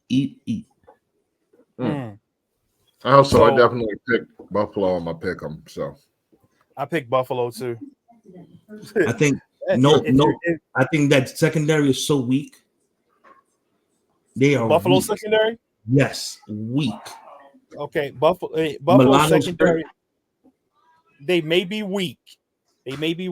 But it's not. I don't know. I gotta see what Marvin Harris looks like against proper a proper NFL defense. Not in the with Kyler Murray. With Kyler Murray, I need to see what he looks like against a proper defense with Kyler Murray throwing him the ball. Like no preseason shit. I need to see some real live bullets flying before I can determine how the season's going to go for them. Because I know it's going to be a lot of shootouts. Arizona's going to be involved in a lot of shootouts because their defense is horrible. Yeah, their defense can't stop a hot cold. So they're going to be in a lot of shootouts. Trey McBride. Automatic. I like automatic Trey McBride. Start. He's going to get a lot of targets. James Conner is a start. He's an automatic start. And if Arizona has the lead, James Conner's a start if you know what the hell you're doing. Yeah, exactly. A lot of people ain't going to look at it. And if Arizona has the lead, Conner's going to sit, and your man Trey Benson's going to eat in that fourth quarter. I'm gonna give you a sleeper for Arizona, Michael Wilson. Oh yeah, definitely. Michael Wilson's the number 2 target. He's well, I don't want to say he's number 2 wide receiver. The number 2 target is going to be McBride. Number 3, yeah. He's a number 3 target. He did well last year as a rookie, and I've seen this happen too many times where a wide receiver in his rookie year comes out, surprises in a couple of games, and then the very next season he blows up. So with Kyler Murray, I expect him to get close to 1,000 yards this year. So, Murray's got a lot to prove too. In deeper leagues, Michael Wilson is a start this year. Yeah. Yes. In deeper leagues. Now let's go over to Buffalo. Of course, we're starting James Cook. We're starting Josh Allen without a doubt. We're starting Josh Allen. We're starting Kincaid. What are we doing with Keon Coleman? We starting Keon Coleman? No. I'm not. We're waiting. Yeah, we got to see who's going to get who's going to get the targets for one. You start the kicker. This is going to be the game. This is going to be the game where we see who is going to be the target guy on the team. This is going to be the game. You start the kicker too. I agree with you, G.I. Shakira. I agree. He's the only one that's on the team that's been in the offense the longest. So he has the most chemistry with Josh Allen. Mm-hmm. So any love for Ray Davis in this game? No love for Ray Davis? No, not really. If this was a close game, yes. Ray Davis may get burned because I think he can supplant later on in a couple years over James Cook. But right now, hell no. They're gonna if I'm correct, they could be down big real quick. This is my thing. This is the year we get to finally see who Josh Allen really is as a quarterback. Oh, definitely. Because he got Stephon Diggs and went off. Stephon Diggs was already established. So now we get to see if Josh Allen can make wide receivers. Can he make wide receivers, or does he need wide receivers? So this is the year that we figure that out. Next I don't game, like who we his got? shit. Who we start? Who we Next starting game. in Tennessee, Last thing, I think- and Chicago? Sit the Buffalo defense, start the Buffalo kicker. You heard the man. Yeah. Yeah. Tennessee and Chicago. Who we starting this? You started. I'm really. actually starting Levis in a league, so I'd say start Levis as a start, but I ain't got no choice. That's a fringe start. That's a fringe. Yeah. Like, if you have no other choice, I say start Levis. Yeah. But that Chicago defense is going to test him early. They're going to test him early. So Listen, we're going to see early what Will Levis is made of. your guaranteed starters in that game are going to be Ridley, the Hopkins running if he backs, plays. the running backs, and that's it. D-Hop 50-50 because he's hurt. He's coming off an injury, so I don't know how, I think B-Hop is actually going to have a good season this year because he finally has another wide receiver opposite of him that can take away attention. No. I'm not longevity. Yes, I'm just talking about week one, coming off injury from the preseason. If he's healthy enough to play, he may do something. He may. But are you wasting a starting roster spot, or in deeper leagues? Yes. In deeper leagues, yes. Okay. Absolutely. If I have D-Hop on my team and I need a play, like for instance, I need a play because Higgins is doubtful. I'm playing D-Hop. If D-Hop can go, I'm playing him. Oh, he's going. He's playing. It's already confirmed he's playing, but yeah, I'm playing him. I got no choice, but I'm playing him. But that's a Chicago team. In a regular league, I don't know. In the Chicago, are we starting Adunze? Yes. We're starting in regular leagues. In regular leagues, no. And deep leagues, yes. I think Keenan Allen and DJ Moore are above him. To start the season, absolutely. You're starting the running back Swift, guaranteed. Yeah, start Swift. In certain leagues, you're starting Caleb Williams. If you have no choice, if you're in a 2-quarterback league and your second quarterback is Williams and you have no choice, you're definitely starting them. I like to wait on rookie quarterbacks to see what they're doing, if they're any good. But I've drafted Caleb in quite a few leagues. I'm starting Jaden Daniels in our fantasy in our Yahoo league. So I want to see what Jaden Daniels does first. His first couple games before I start him. Listen, I banked heavy on players and not quarterbacks in that league, so I got Aaron Rodgers and him. So I don't care. I'm gonna go with it. Oh yeah. If I had to start Aaron Rodgers or Daniels, I'm starting Daniels. But I'm having both because remember our leagues are two quarterback leagues. So I'm starting both. Okay. Our Yahoo league. But no, I Caleb is a good start. I just don't. It depends on the league you're in. Because he was what? You're starting Richardson over him. Mm-hmm. You may start Kirk Cousins over him. You may start Kirk Cousins over him. You may. Just because you trust Kirk right now. I want to know if it's DJ Moore or if it's Keenan Allen that's drawing Snead. Probably DJ Moore. I would guess DJ Moore. DJ Moore. Here he goes. DJ Moore or Keenan Allen that's drawing Snead. He's gonna fall on your watch. No, he's not. He got his whole butt cheek in your face. Listen, I think they're gonna split the targets. I think Moore's gonna go deep, and then Keenan's gonna be more trusted than the tight end. The loser in this whole team for the Bears is the tight end. Yeah, are we starting Komet this week? We're not starting Komet? No. That's a travesty. But I mean, there's too many other weapons before him. So listen, Notre Dame tight ends don't get enough love in the NFL. They need to go ahead and trade. Komet to the 49ers. You know who I want the Niners to go after? Who would be a good pickup? Michael Mayer from the Vegas Raiders. You know, I almost called him a sleeper. He's not going to get much run with Brock Bowers out there. Exactly. Bring Mayer to the Niners. He'll eat with us. Do we even have to New England, Cincinnati? No. Do we even have to do this one? New England's easy. Start Ramondre and Demario Douglas. That's it. Move on. So we're not starting Pope? No. And deeply. I ain't starting nobody in New England.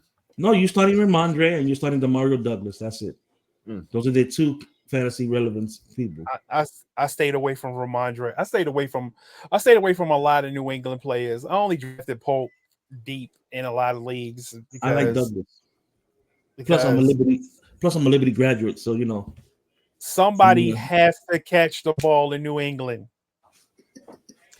Somebody has to catch the ball. They can't keep getting away with this. Somebody has to catch the ball out there. Cincinnati start everybody. Who? Outside of Burr and the running backs, they ain't got no receivers. One's hurt and one's thinking about playing. Oh yeah, we just went through this. Start Andre Princeton. Yes, in deep leagues, yes. Not even in deep leagues.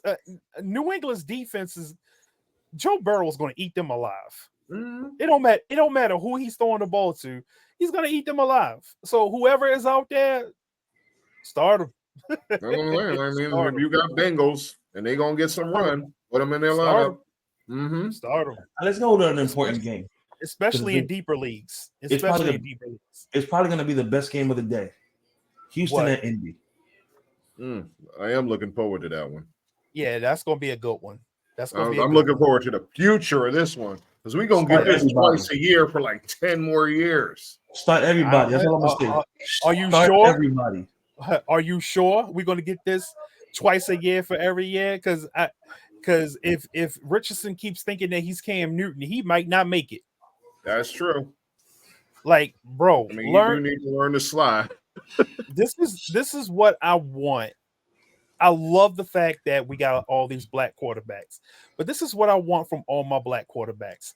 Learn to play the position.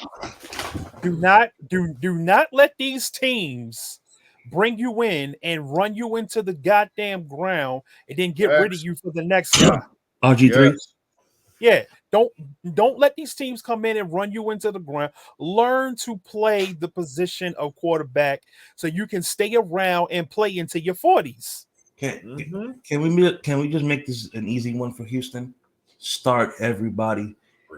Even though I don't like mixing, start Mixon, start Stroud, start Dell, start Diggs, start Nico Collins, start that defense. Everybody. Start Schultz if you're that desperate. Indianapolis, are we starting Adonai? Who? Are we starting Adonai? Adonai Mitchell? Adonai, Adonai, Adidon. The story of Adonai. Right. Outside of Richardson, their running back and their defense. And you starting Pittman? You got to start Pittman. That's just being stupid if you don't. But with Josh Downs hurt, Adonai can be used in deep leagues because I think Alec Pierce is still ahead of him. So I love Alec Pierce. Alec Pierce is just nasty. That's straight nasty work with that kid. But he doesn't get enough. He doesn't get enough targets. No, he don't. But for what I feel like he could do, he doesn't get enough targets. But Adonai Mitchell is going to be their deep threat now, since Downs is hurt. I tell you what though, God forbid this happen, but if Flacco gets in the game, Pierce may get some work. Oh, Pierce may get some work if Flacco's under center. Well, you know what? Technically, Pierce might do more because they don't have a tight end. Their starting tight end is hurt. What's his name? What's the brother name? Flacco love them slots. Jelani something is their tight end. I let him slots too. Is Jelani Woods, right? That's the name of the tight end. Jelani Woods, and it's another one. He got a nasty name. He had a nasty name. Jelani something, but their tight end's hurt. So Pierce could be their tight end, honestly, in the slot. Hold up. The Colts tight end got a real nasty name. Yeah, I'm going in now and look at the depth and roster. The Colts tight end is they got Kyle Granson, Mo Alley Cox, Drew. That's the one. Mo Alley Cox. Who's the other tight end? Is Cox? Alan Granson, Drew Ogletree, and Will Mallory. So it is not Jelani. Sorry, it was a mistake. It's Mo Alley Cox is hurt. Alley Cox. One of the tight ends is hurt. Josh Downs is hurt. I don't know. I don't see any injury, but could be. Next game could be coming off of it. Jacksonville and Miami. Oh God! You're starting Sunshine. Yeah. Well, it depends if you have them. Because in most of the leagues I have them in, nobody has them. But if you have them, you're starting Sunshine. You're starting Christian Kirk. Because I'm not trusting Gabe Davis. Mm-hmm. You're starting Brian Thomas Jr. if you have to, because he's gonna be good. That's a sleeper. Mm-hmm. So we're knocking out two categories in one because he's a sleeper. Good efficiency. You're starting their tight end, Evan Ingram, and Etienne. Etienne's gonna eat, of course. Mm-hmm. Their defense. I don't know their defense. I don't know their defense. That defense is getting mopped. That defense is getting mopped. Well, yeah, they is playing Miami. Miami going to drop at least 30 on them. They're going to drop at least 30. My favorite player in Miami is Jason Sanders.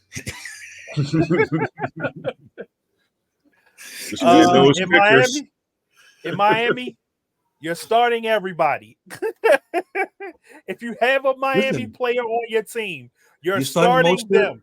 You're starting Mostert in deep leagues. You're starting Jalen Wright. You're starting A-Chain. You're starting Waddle.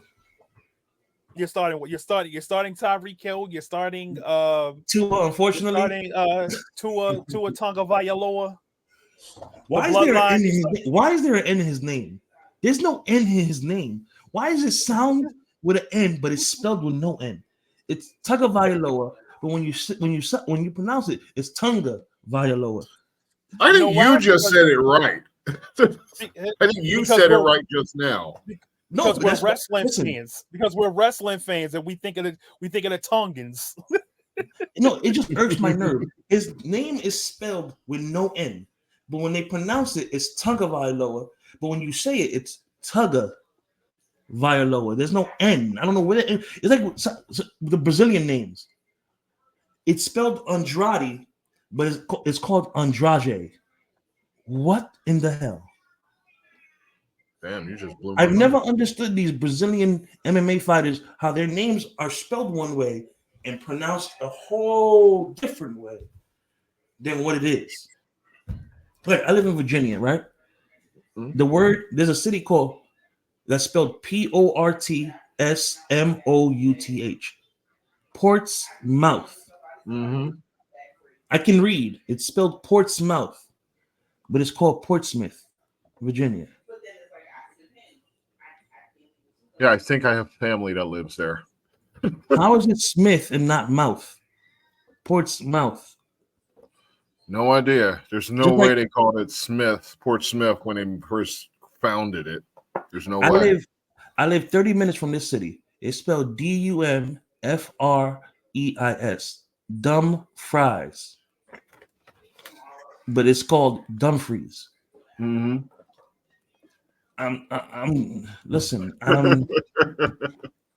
But my favorite city in Virginia of all time is spelled Bumpus.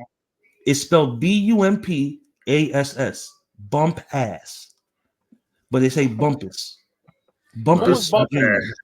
Who was It's called bump bump ass? ass, Virginia. Stop it. Bump ass. That's funny as shit. No, I'm just, since you walked off, I was prolonging the whole how to say to his name and then using the cities in Virginia that just drive me nuts. So go back up again. You said grab your nuts. No, it drives me nuts. I said it drives me nuts. No. All right, so yeah, Oh. we're Carolina. All right. Carolina, New Orleans. You're starting Adam Thielen. No, you're starting If you have Deontay to. Johnson. You're starting And Deontay Johnson. Johnson. And Adam Thielen, if you have to. If you have to. And that's it. And that's it. From the Saints, you're starting Olave. You're The starting defense. Shaheed. You're starting Shaheed. The defense. I don't know about that yet. Some people are. Some people are starting the defense. If you have no choice, yeah. If you have no choice, I'm not yeah. starting Derek Carr unless it's a 2-quarterback league. I'm not starting Derek Carr. Definitely not start Derek Carr. I'm starting Kamara, of course.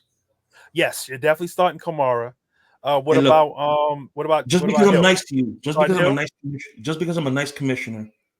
Shaheed is a free agent in my league. Oh hell no! I wouldn't let that stand.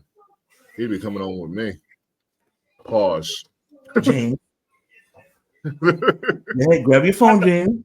I don't have room for him. I got Deontay Johnson on my bench. I don't have room for the guy. I'm just throwing it out there for you. That's all I'm doing. I may have to drop Tua. Tua Tonga with the N.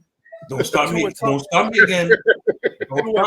Listen, there's two things right now. Don't start me on tonight. Don't start me on this damn enunciation of names.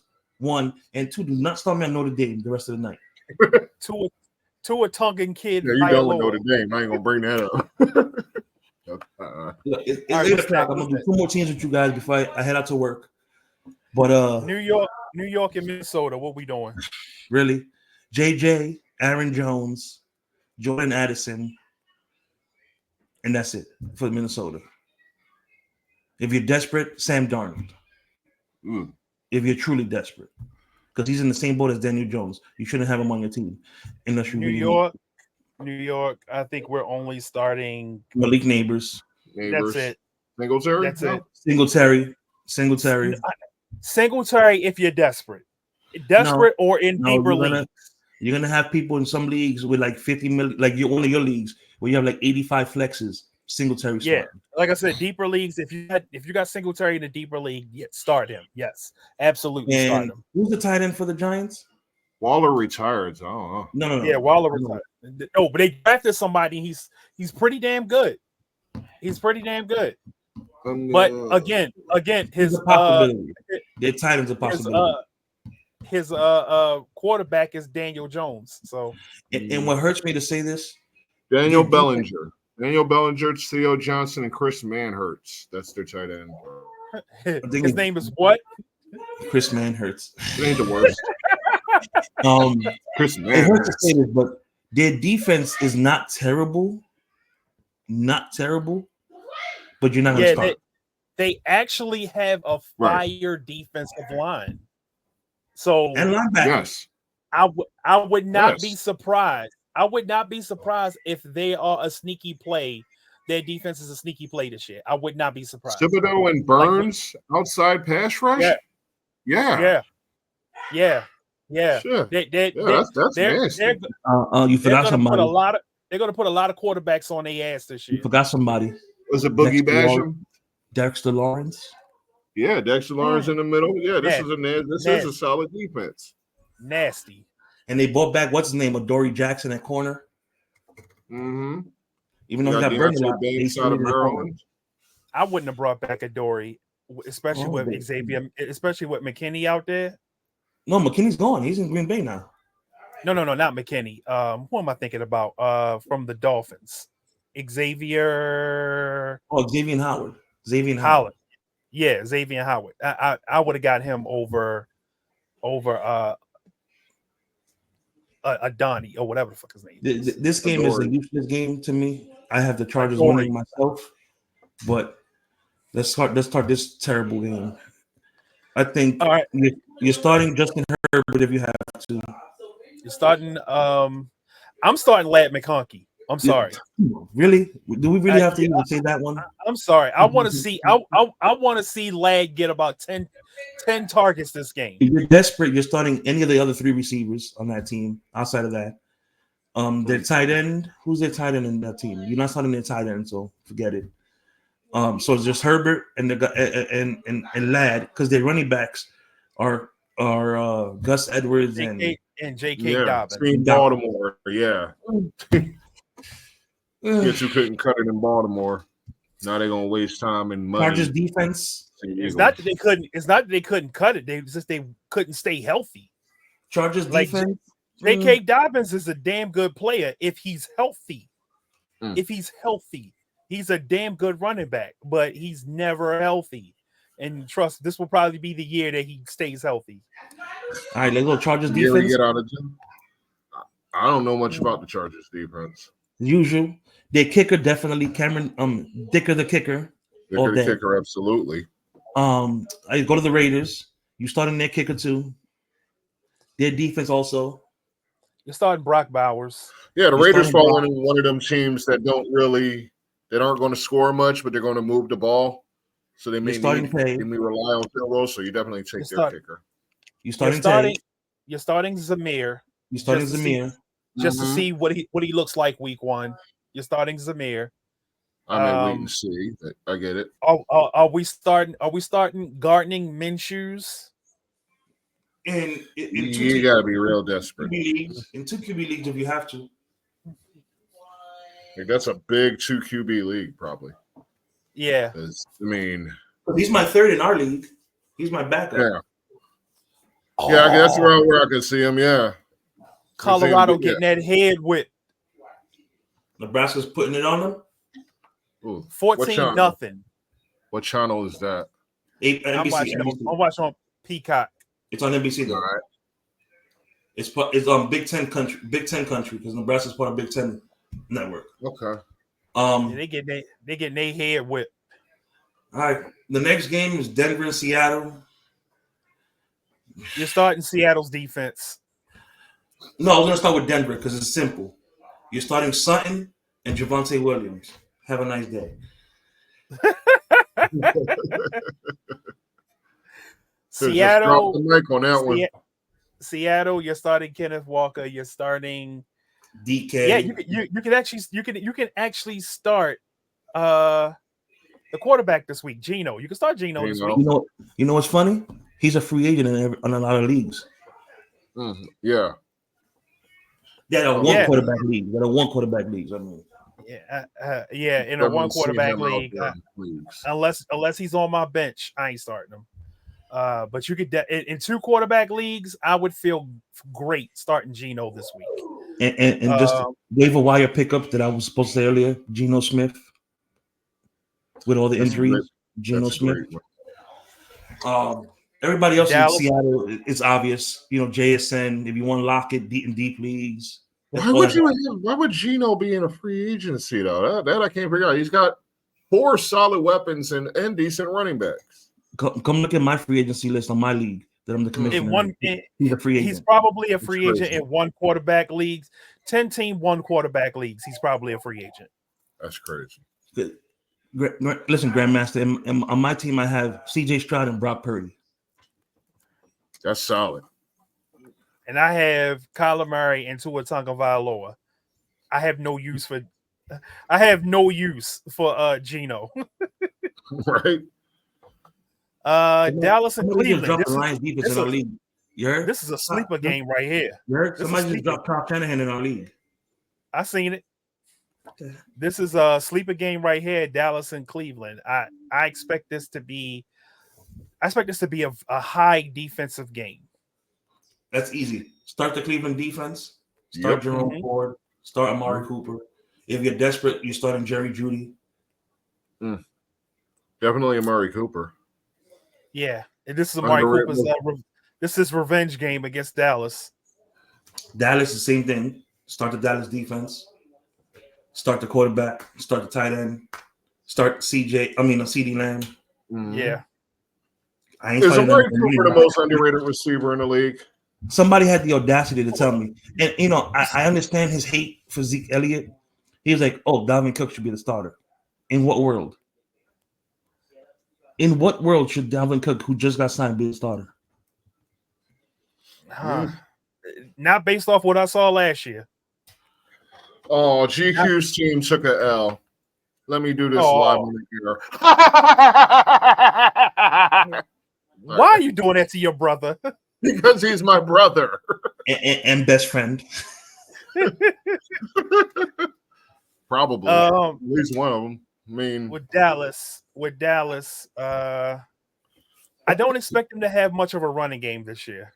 No, because Zeke, unless Rico Dowdle breaks out, I don't expect him to have much of a running game this year.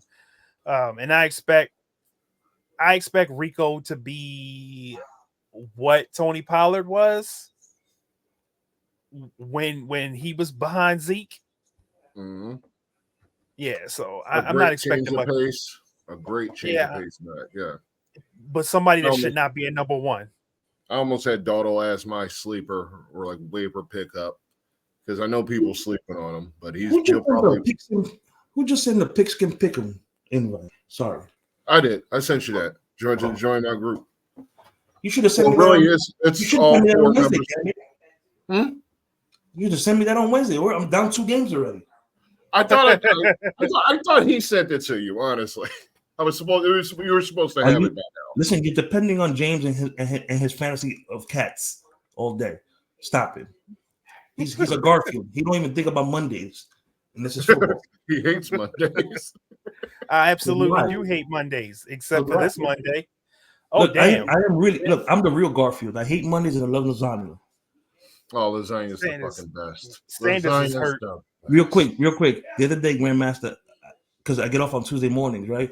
For my day off. There's a diner by my job that sells lasagna at 6 a.m. So what do you think I have for breakfast? Every day. He was out there. He was out there making love to the lasagna like the true slut that you are.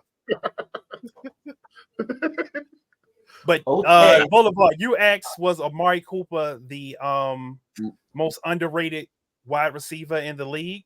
Yeah. I think Amari Cooper, and up until last year, I felt like Brandon Cooks. I felt like those two were the CJ Anderson of wide receivers. You know, a guy that teams just pass around, but everywhere they go, they put in work. Like CJ Anderson, everywhere he went, he put in work, but he could never stay with a team.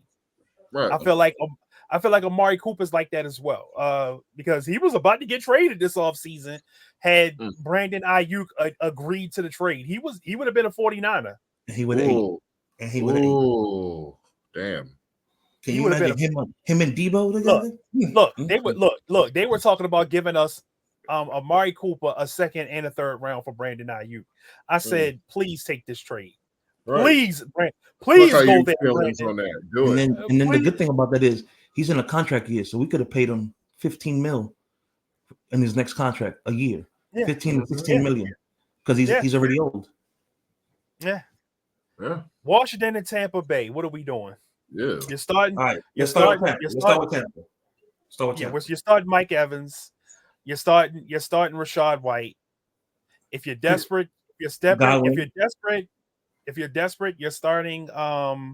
Baker touchdown maker. Or 2 quarterback leagues. Yeah. You're starting Godwin. Yes. What about the new guy? Possibly. What about the number 3 receiver? We starting him this week? Who's the rookie? The rookie, yes.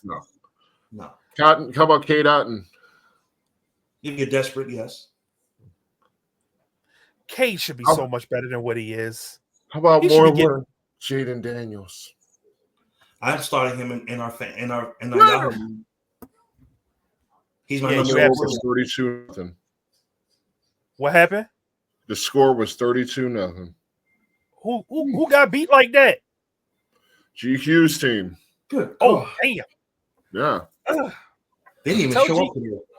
Tell GQ if he needs a coach, holla at me. They need So a lot of things over there. You're starting Jaden. You're starting Brian Robinson, unfortunately. You're starting Eckler. You're starting Scary Terry. Of course, you started Scary Terry. I suggested that you start Luke McCaffrey in deeper leagues. In deeper PPR leagues. Their tight end. Stenoy. Not now. No, you definitely want Ben Sinnott on your bench. You definitely want him on your bench. He's going to be the starter by the end of the season. Because he's going to break out. I agree with that. Los Angeles versus Detroit. Shootout. Woo! I'm loving this matchup. You're starting everybody. If you drafted players that are a part of this game, you're starting everybody. Like even David Montgomery, you're starting David Montgomery, you're starting Jahmyr Gibbs, you're starting Amon-Ra St. Brown, you're starting Jameson Williams, you're starting the tight end from Detroit, you're starting Jared Goff. Yeah. In Los Angeles, you're starting Matt Stafford, you're starting Cooper Kupp, you're starting Kyron Williams, you're starting Puka Nacua. You're starting everybody. The only thing you're not starting is the Rams defense. Yes. That's it. How about the Lions defense? You're starting the Lions defense? Even though somebody just cut them in our league, yes. In certain leagues, yes. I'm not sure I'm starting the Lions defense in this game. I think the rookie cornerbacks. No, not this game. They're going to get feet there. It's going to be a high scoring game. Those rookie cornerbacks is going to be the question. What's the over under? What's the over under on the scores? 40 something. Like 45, almost 50. Some weird number. 52.5. Yeah, see? I'm going over. Smash the over. Yeah. I'm going over. I am going over. Smash the over and smash Detroit money line. Yeah. Absolutely. Now, Monday night game, what we doing? Seriously? Woo! We saw Garrett Wilson. I'm gonna digress and let y'all handle this one. Jets defense. I'm not sure I'm starting the Jets defense on this one. No, I'm not sure. If you have to, I don't think this is the game I want. Like I drafted the Jets defense in a lot of leagues, and I'm benching them this week because they can't stop the run. Right. And if you can't stop the run, you can't beat the 49ers. We're going to run the score up on you. If you can't stop us from running the ball, we're going to run the score up on you. CMC is going to get some run in this game. Listen, it's easy. Anybody of importance for the Jets, you start. Anybody. Yeah. Then when you go to the Niners, it's very simple. Everybody of importance minus George Kittle. I'm even starting George Kittle. You're starting Kittle, but he's not going to really eat as deep. I got Jacob Cowing scoring a touchdown this week. So do I. So if you're looking for a deep play and you need a touchdown, you need a player to score a touchdown. Sleeper. How do I want to do it? Sleeper. This ain't my sleeper. No. I'm saying season long sleeper. All right, I'm gonna take this off the screen. Jacob Cowing. Season long sleeper. Cowing. Cowing is the guy. If you're looking for a touchdown this week, I'm calling for Jacob Cowing to score a touchdown. I'm not saying how the touchdown is going to be scored. It could be an end around, but I'm calling for Jacob Cowing to score a touchdown this week. So let's go let's let that segue into our last subject, the sleeper plays of the week. I think we already named almost all the sleepers as we were doing starting to sit. I said almost all. I said almost all. I still got a couple. Here we go. Sleeper plays of the week.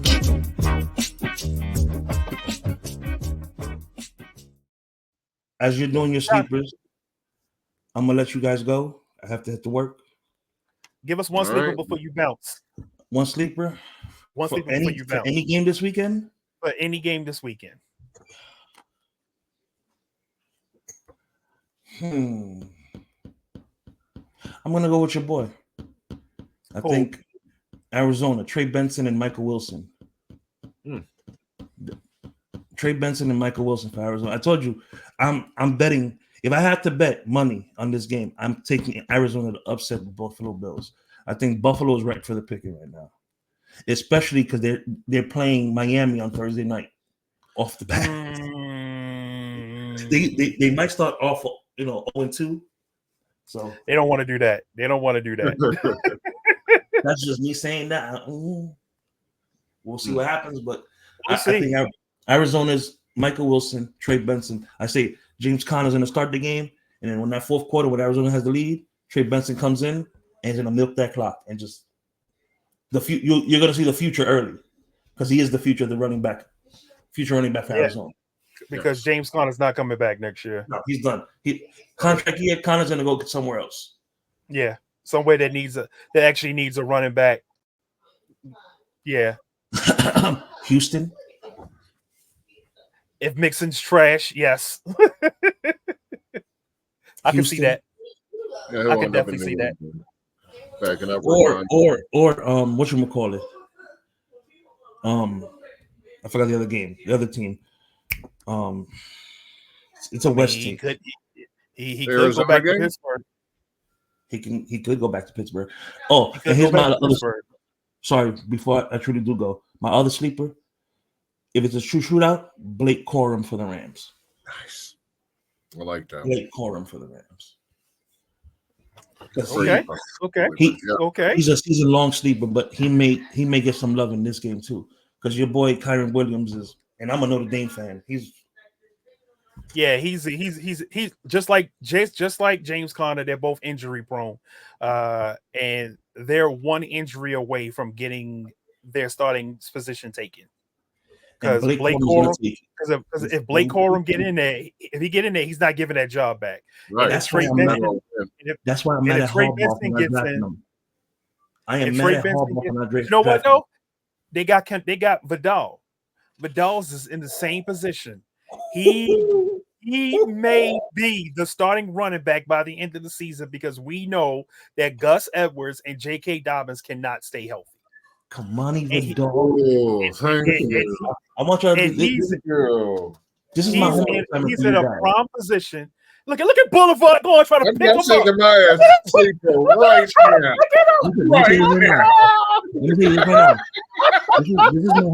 This is my homework. No hesitation. Go watch Kamani Vidal at the Senior Bowl. Kamani, crap. that's why I wasn't mad that Harbaugh didn't take Blake Corum because when he got Kamani, I was like, oh. And you know who else he should have took? Who's going to be a season-long sleeper? Braylon Allen from the Jets. Mm-hmm. I like that Garendo kid though. Oh, Garendo. But see, Garendo is he's the number 3. I'm out because you're gonna keep he's the number 3. He's the number 3. All right, be good. Right, be safe, man. Be careful. All right, bro. I'll holler at you later. Yeah, I feel like hold on, let me get this right. All right. So I feel like Garendo is a phenomenal athlete. Garendo can put in pain. He can put in work. Mm-hmm. But he's number 3. He has to worry about passing up my boy. You know what I'm saying? Like he got to worry about because Elijah's done. Elijah's done for the season. So that just made way for Jordan Mason, JP Mason, as they like to call him, JP Mason. That made way for JP Mason to be the number 1 handcuff in fantasy football. If you got Christian McCaffrey, you should have drafted JP Mason late. But let me see. JP Mason is available in a lot of leagues from last I saw. Let me check.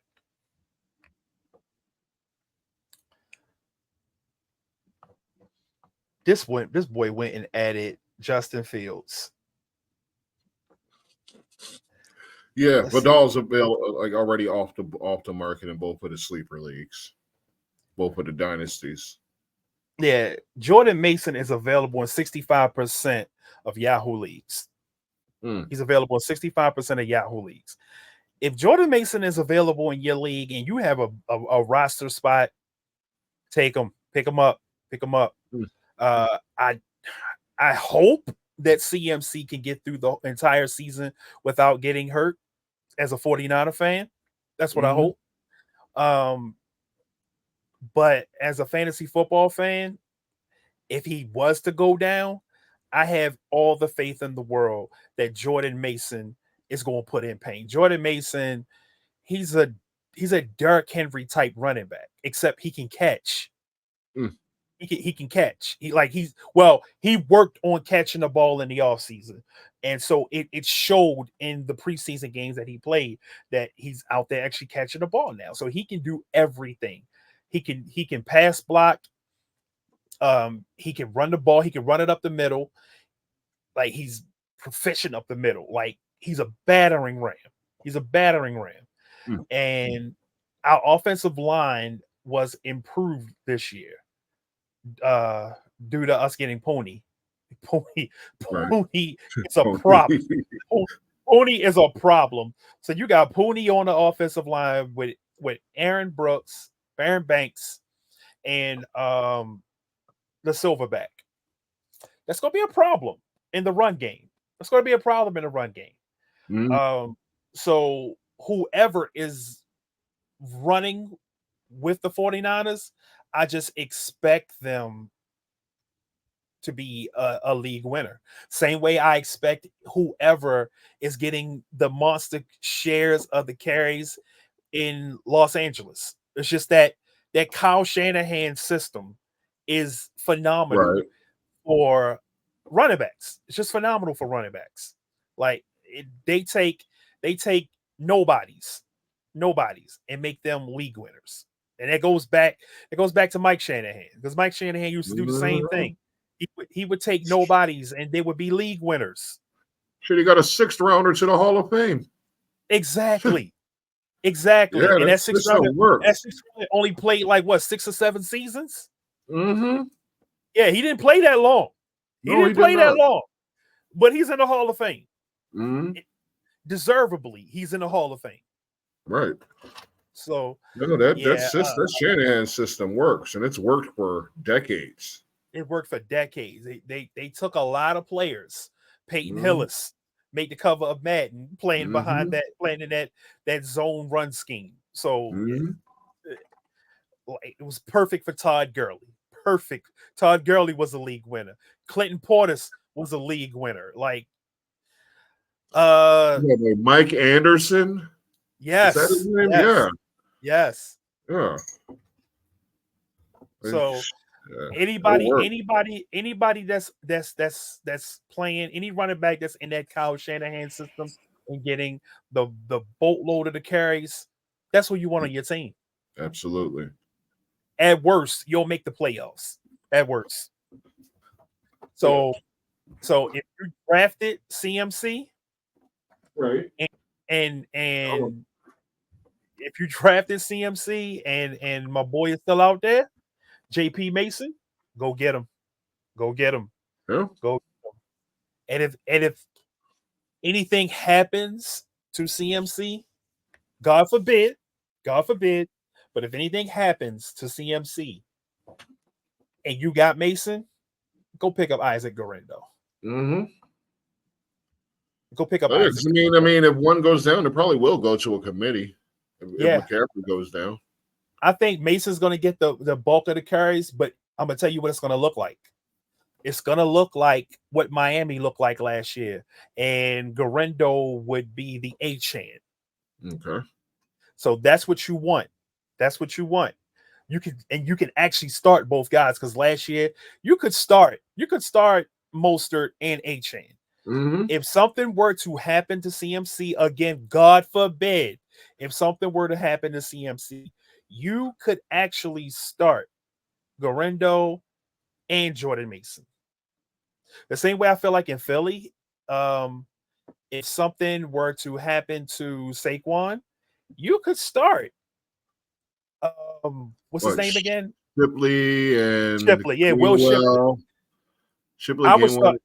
I would start Shipley. Gainwell hasn't shown me that he could be a workload guy. He's a good change of pace, but he hasn't shown me he could be a workload guy. I actually watched a lot of Will Shipley film after you guys got him in the playoffs. I mean, in the draft. I actually watched a lot of his film, and I said, God damn, they got a good one. Mm-hmm. They got a good one. Oh yeah, I love this film. I'm like, all it's on YouTube. You can go watch a couple of his games. Yeah. If something happens to Saquon, I said they're not gonna miss a beat with this guy. Right. They're not gonna miss a beat with this guy. Like he's good. He's good. I like him. He's kind of what they used to go for. He can run between the tackles, but he can also catch it out of the backfield. Exactly. Exactly. My sleeper play of the week. My sleeper play. And this guy, we go back to the Yahoo leagues to see how many leagues he's available in.